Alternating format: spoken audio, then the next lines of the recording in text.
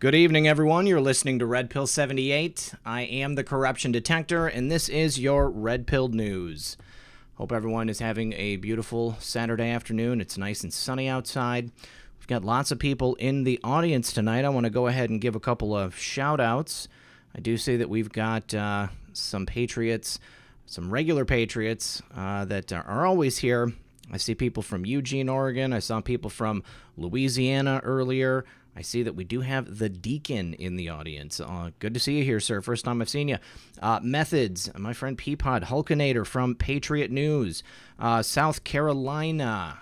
I see that we've got people from Missouri, Tampa, Texas, Colorado, New York, or UK. York in the UK. Auburn, Washington. Ohio, Joliet, Illinois. Hawaii, maybe? Colorado. Back in the house, Orlando, Florida, San Diego, Woodstock, New York, Somerset, New Jersey, Southport, Indiana, Canada, Minnesota, Oceanside, North Carolina, Oregon again, Michigan, Texas, British Columbia, Minnesota, Ontario. You guys, I got to throw in the slow mode real quick because it is going wicked fast, wicked fast. You guys, so tonight, actually slow mode's already on. All right, so tonight, you guys, we are going to be doing the show in two parts.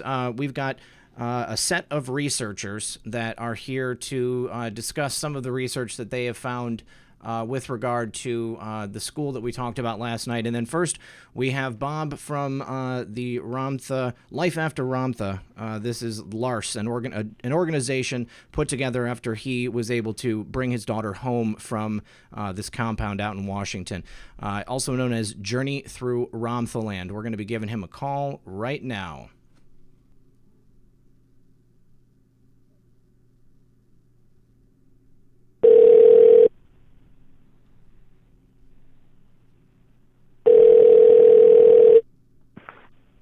Hello? Journey Through RamthaLand. Can you hear me, sir? Yes, perfectly clear, fine, better than all the other nonsense. All right, great. Well, listen, yeah, sorry about all the issues with the Discord server. I don't know what happened there, but at least we were able to get you through the phone here on my computer. We've got lots of patriots in the audience tonight. They're anxious to hear from you. We've got just a couple of quick thank yous. I need to say thank you to Jeff Stewart. Thank you to Larry Thompson. Also thankful to my friend Paul from last night. Also wanted to ask that everybody pray for our mutual friend TikTok here. TikTok is going through some stuff right now, and he's a great researcher and a good friend. So just keep him in your prayers, guys. Jeff Stewart says real news. Thank you very much. And now, how do you want me to address you tonight, sir? You want me to call you Journey Through RamthaLand, or are we okay with Bob? Or what? I said, are we okay with your first name, or we want me to call you Journey Through RamthaLand? Oh, no, yeah, you can call me by my first name. Okay, excellent. All right, so we've got lots of people here tonight. Now, Bob, you have a unique experience because your daughter was a member of the Ramtha School for Enlightenment. And we had, many conversations over the past week, and the information that we talked about was, by and large, what helped me to inform my opinion as to what was going on there. So why don't you give us a quick encapsulation of your experience there and what happened? Okay, well, just to be clear about it, I did not have any experience with the school itself. It was my daughter who was involved in the school for 10 years. From the time she was 16 years old. But, obviously that led me to put our family through a lot. And, there was a lot of time in between where we were separated and estranged, and she didn't want to talk to me, and all the things that you typically hear about when somebody joins a group such as RSE. We'll call it RSE. I'm assuming everybody knows that that's Ramtha School of Enlightenment. Yes. I'd also like to just make a quick disclaimer that I know Jason had reached out to me through Enlighten Me Free, and thank you very much for doing that, Jason. It was a pleasure to speak with you and hear from you. But I'm not speaking here on behalf of Enlighten Me Free, and I'm not speaking here to endorse anybody or anything. Everything's my own opinion, and if I want to endorse something, I'll explicitly say so. Okay? That's fine. So, my daughter was there for 10 years. I interacted with people from Jay-Z's operation during that time to try and, disengage her. And they didn't take very kindly to me. I had several interactions with them later on about claims that they had made. Extensively researched them. Just so you're familiar with the time period, I'm talking about 1990 or possibly 91. And she left the group, disengaged around 2001. So I've been researching the group since 1990. And also, I don't know if you have a link up there or not to posts I put on Enlighten Me Free, because that has the whole story. I don't really want to take up the time here to tell the whole story. No, and that's fine. I'm pulling it out of my email right now. But so basically, your daughter got involved with this, and how did she get involved with it, if I just might ask, just so that we got that on the table? Okay, but that's what's in the post, but that's okay. She got involved in that through a colleague of mine who actually brought her there, and she met him through me. Okay.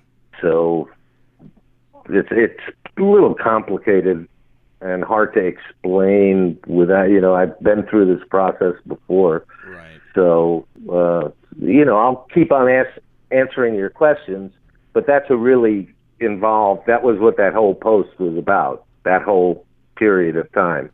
Got it. And my colleague was a member of RSE, and previously he had been a member of a group called Rajneesh. I don't know if you're familiar with them or not. And quite a few people from Rajneesh, after they imploded, went to RSE. Okay. All right. So, needless to say, it was a tough situation, but she did come through it. Can you talk about what it was like when she came back? I mean, was she able to just immediately just jump back into society, or was there a period of adjustment that was necessary? Yeah, it's too bad. I know she's listening, but it's I always prefer her to answer for herself, and she'd probably be more than happy to. But yeah, certainly she had a period of adjustment after leaving the group for 10 years. Okay. There are a lot of issues that anyone faces leaving any sort of organization where they've spent some sort of extended period of time. Yeah, I can imagine, and from the things that I've seen online, the videos showing what happens there, I can imagine that the people living there probably have a bit of a skewed perception of what life is like on the outside. It seems like there's a lot of fear tactics that are used, the typical types of things that you see that are used by people to keep others into a group like this. Yeah, you're absolutely right there. That's part of what maintains the control. But just so people don't get a misimpression, people do not live there like a compound. She has a compound. So often in media, they describe her as having a compound, and people sometimes automatically assume that everybody lives on the compound. The people stay there during these events that she has. Okay. But most of the people either come in to the town, Yelm, from other places for the events, or there's a fairly strong core group of people who live right in the area there, but they live outside of her compound. Okay, so yeah, from the way the stories that I had read, it seemed, it seemed to me that there was actually a community of people living there. So that's not exactly what it's like. They're just people living like around, and then they have grounds that people stay at just for the events? Exactly. All right.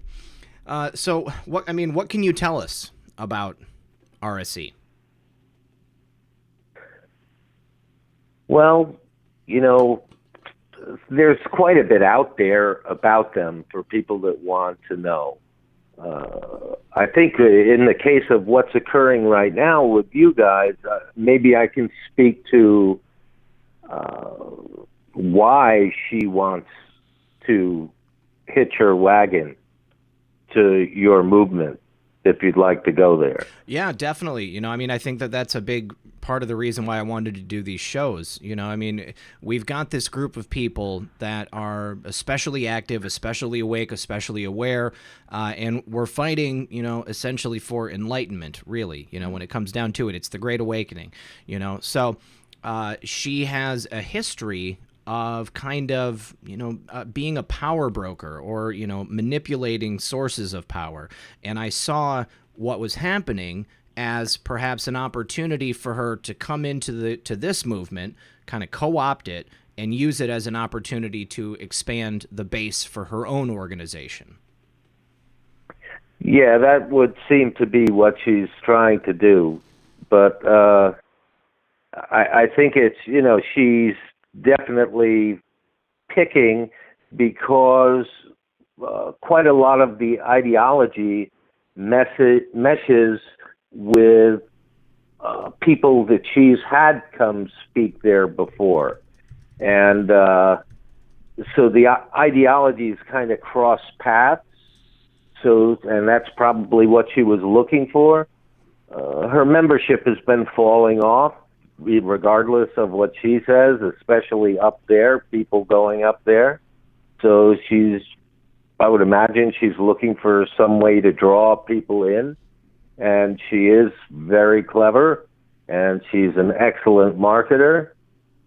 And so that's what it looks like on the surface, at least. I'm not really dug in that much to see if there may be anything else going on, but that's what I would assume is going on. Yeah. As an excellent marketer would, you see a niche, something that you can grab onto and then use for your own purposes, maybe just to propel you and your brand further.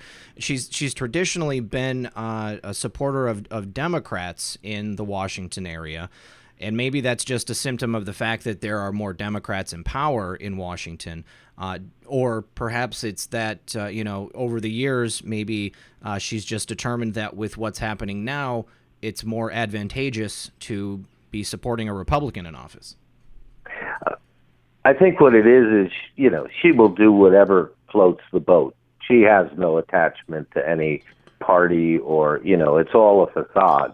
It's whatever will help fulfill her agenda. It's all about her. Right. Now, Bob, we were talking before that about, what gives you kind of an edge in determining these things when you see them in the world. Are you comfortable with talking about that on the air? Sure. Yeah, okay. So, like you said, your father was in advertising, so you kind of saw the process when you were growing up. Yeah, actually, I didn't see the process. I remember when I was around 6 or 7 or whatever age it is when you finally ask your dad, he leaves the house every day and it comes back in the evening. And I go, what is it that you do? And I remember he told me, he said, well, my job is to get people to buy things that they don't really need. And that was it. And I remember that so distinctly because immediately what crossed through my mind is, that's fantastic. You mean you can actually have people do basically what you want? So as a kid, I basically, tried that out all along, and I found that I was fairly good at persuading and influencing, and I'm also a practical joker. And, I got interested then. From then, and as I got older, and would ask my father questions, and you have to remember, I'm in my late 60s, so we're talking about a time in the 60s and into the 70s where he would explain to me, because then behavioralism was coming in, and so they're basically figuring out absolutely every little thing they can do and use to get people to buy products, and that was his job.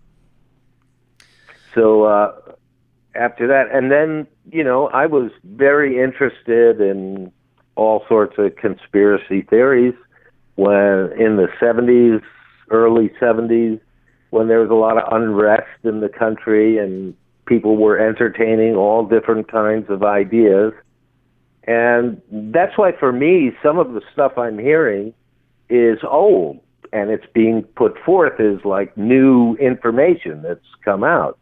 But it's just really, a lot of it is regurgitated or put in a package like an old B movie would be remade.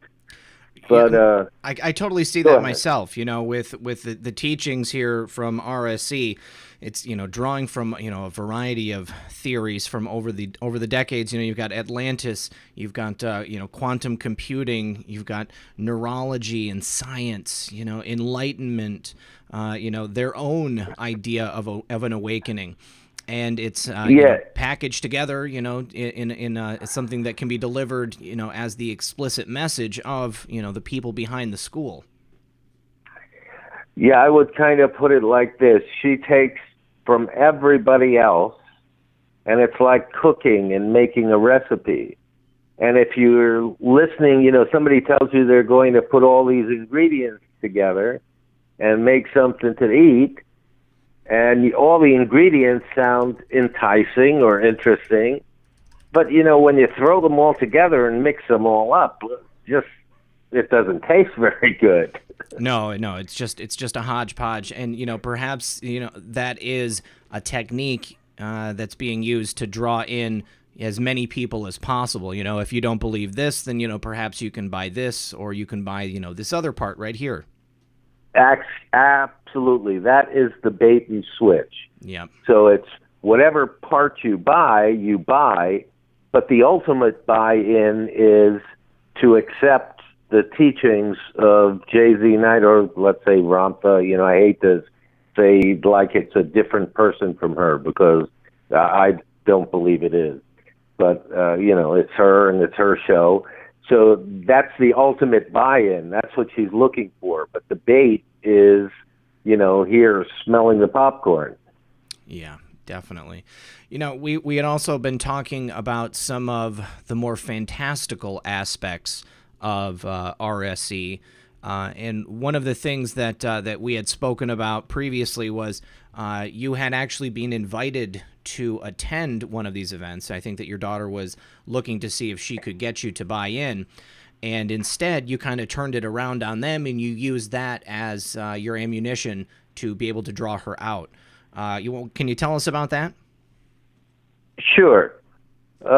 My daughter was trying to get me to sort of hear what they said, and I had always told her that I understand what you're saying, but I'm not putting one penny into this woman's pocket. Right. And so she called me up one day, and she said, I was living in Los Angeles. She said, there's going to be an event in Los Angeles, and it's free.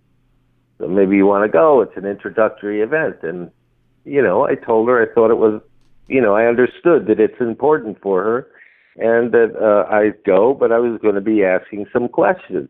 And I wanted to make sure that was okay, because I didn't want to put her in some sort of embarrassing, compromising position. So she gave me the go-ahead, and she said that they'd answer all my questions. So when I went, there was Linda Evans was there. There was a couple other of quote-unquote Ramtha's appointed teachers, and the people were giving testimonials, and one person had said that they had manifested gold coins in their hand. Another person said that these were stories. One person did say that they manifested the gold coins in their hand, but the others were just anecdotal stories of someone who had grown new permanent teeth after they lost their permanent teeth. Several people had been healed from cancers, and one person had broken their arm and healed it in 6 hours with the power that they had derived from her teachings. and they claimed that they had all medical documentation for all this. And so at the end of the program, I went up to them and introduced myself, and they knew who about me, at least. And I said, look, if some of this stuff is really can be verified through medical documentation, I'd love to see it, because maybe I can get behind it. And they assured me that I could get these documents.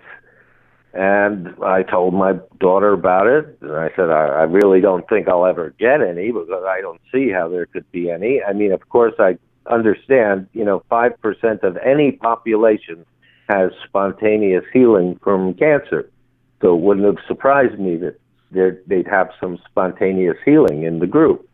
But, the new permanent teeth and the broken arm in 6 hours was a little bit of a stretch. So I continued asking them, and they kept dodging and saying yes, but they kept saying, yes, I can get it. And eventually they turned me over to an author who was writing a book on the students' experiences. And so I spoke to him, and he's telling me, yes, he compiled all of these stories from the experiences of the students. And I said, well, did you ask for any documentation of these stories? And he says, oh, no, that's not what I do. I'm just writing the anecdotes. So then I go back to, the people from RSE, and I say, hey, where's the beef, basically? No proof. And still get the runaround. So this lasted for about 6 months, and then I finally told my daughter, I said, I'm getting nowhere. And I had been copying her all of the correspondence back and forth. So so while you were what was going on. Yeah, while you're on the hunt, she's able to see that there absolutely is no proof from anyone anywhere along the line, and they're kind of just passing the buck each time. No, I did do some research into the dental part, and I did have a dentist tell me that it's rare, but there are people that have a second set of permanent teeth underneath their real permanent teeth. So if they lost their permanent teeth, the second set could drop down, but it's rare. So that could have happened and been attributed to Ramtha's power, but it could have been just somebody who had that sort of physical condition before. But the broken bone in 6 hours is a hard one to, and they had claimed they had x-rays and the time stamps. And so, there was nothing there. It was just a lie. Well, when your daughter came back, did she tell you anything about anything she had seen there? Like any questionable things like this? Yeah. After, and we still discuss it, and, once in a while things come up. But, I remember sort of distinctly one story she told me about when, just a proviso, they're not supposed to read any newspapers, it's not like you can't read any newspapers, but it's like anything that you get from the mainstream news or any sort of news that doesn't come filtered through Ramtha is going to be mind-controlling stuff. So, and that's the same with TV and everything else. So nobody really was aware of what's going on in the world except through whatever filter she wants to filter it through. But when 9/11 happened, that's such a big event that there's no way that, people weren't going to look at the TV and listen to the news and want to know what's happening. And they basically locked down, it was the lockdown at RSE. There was paranoia, and everybody thought that they were going to be poisoned with anthrax. They're not supposed to pick up their mail. And then she told me also, so that was one thing. And then she read, I believe it was, she read Muhammad Atta's statement of why they had, done the deed. And when she was finished, she thought to herself that, oh my God, this could have come right out of the mouth of Ramtha. And so that raised a red flag for her, began to. And then at one of the meetings, her husband was there, and they were saying, oh, you have to throw out all your canned goods and everything else, because if they came from Florida, they might be contaminated. And her husband at one point, gets up and says, but wait a minute. If I got these canned goods, they're there for 3 years. This is way before any of this happened. Why should I be throwing them out? And their response was, nobody questions Ramtha. Well, I was wondering, I had read this report in from a Fox affiliate website where a former doctor had left the group, and she said that some of her followers had been drinking a concoction of dead seawater mixed with red devil lye as a means to spur on enlightenment. Did she ever mention that? Yeah, I know about that. I don't remember whether she mentioned it or not. Yeah, but she's totally aware of that. I could, if you want to go on with the concoctions, there's always a concoction going through there of something to do, something new. And it doesn't matter what it is. It's just, the new thing. And if she can cash in on it somehow, she does. Wow. And what about the things that you see going on in the movement? We began to touch on that, but as far as the way that she's begun to co-opt, you had mentioned that you had seen some things. Yeah, she will co-opt and bring in anybody who can give her any kind of credibility with anything. Because that's what she's striving for. She's striving for credibility as opposed to being called, the C word, which I haven't mentioned and I try to stay away from. But that's basically what it is. So anybody she can get in. I know she's had Robert Kennedy Jr. there speaking.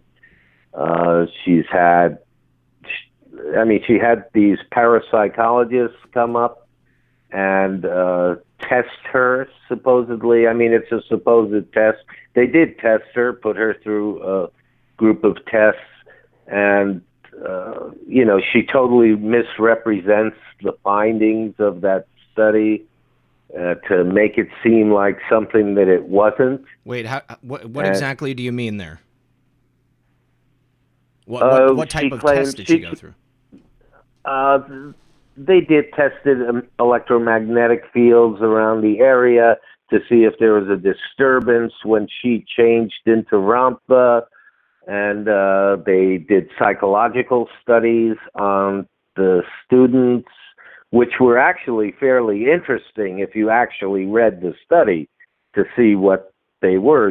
They were highly disassociative, but and it turned out that they believed that the electromagnetic frequency that had changed when she apparently had taken on the Ramtha persona actually came from a car that was being started somewhere.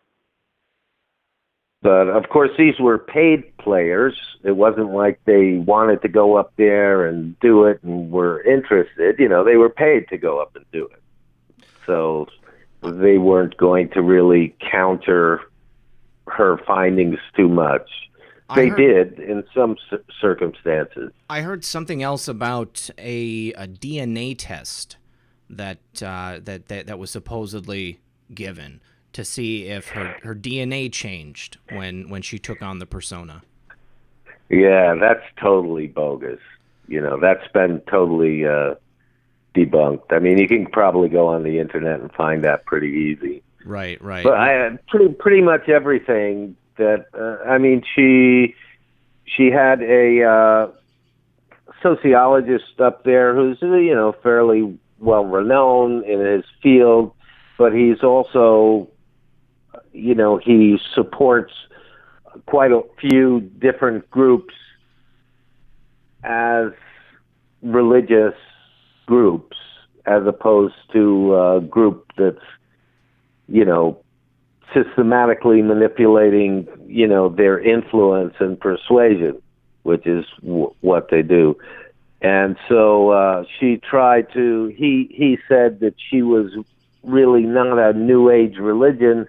She was basically, her teachings were based on ancient Gnosticism, which, is true. There was a Gnostic belief system early on, but when that's the teaching that, basically everyone is God.